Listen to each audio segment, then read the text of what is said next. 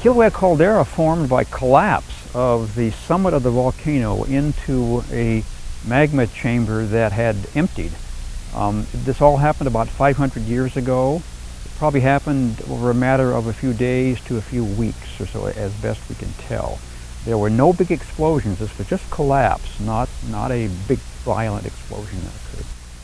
It's very interesting that the development of the caldera, I think, is chronicled in some of the Hawaiian oral tradition that describes relations between Pele and her younger sister Hi'iaka. And to make a long story short, there are two events in those oral traditions that describe the events here. One, a very large lava flow that occurred just before the caldera formed, and then the formation of the caldera itself when Hi'iaka was digging after the body of her lover. And I think that this records, firstly, the large eruption that just preceded the caldera that was emptying the magma reservoir, and then Hi'iaka's digging after the body of her lover was the actual formation of the caldera itself.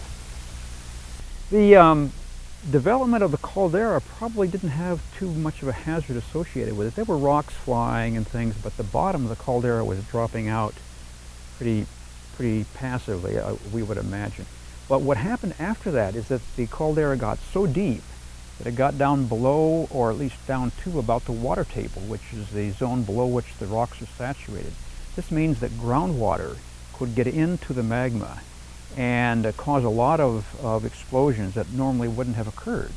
And so that the time after the caldera formed, and the 300 or so years before the caldera really began to fill, was a time of a lot of very violent explosive activity here. At least 3 eruptions that we know of threw material up into and maybe even above the jet stream, which blows across Hawaii at the elevations of over 30,000 feet. So these were big explosive eruptions, and had people been here, as they probably were actually, there would have been significant potential for major loss of life. And then in 1790, during the most recent really big explosion out of the caldera, we know that there were a number of people killed. The estimates range from about 80 all the way up to 5,405. But the point is that a lot of people were killed by these explosions. Since that time, the caldera has been filling, and so there's been less interaction of groundwater with the magma, and as a result, the eruptions have not been as explosive. Although in 1924 there were some small explosions.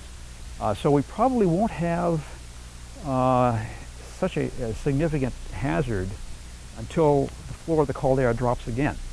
The next collapse that we have, bringing it down to about the water table, could be another period when there will be a lot of explosions.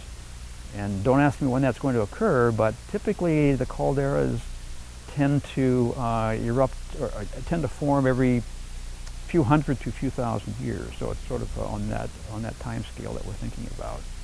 So as you drive around Kilauea, think about the past explosive potential. Be secure in thinking that it's very small now, but think down the road a few hundred years that you could have some more big explosions.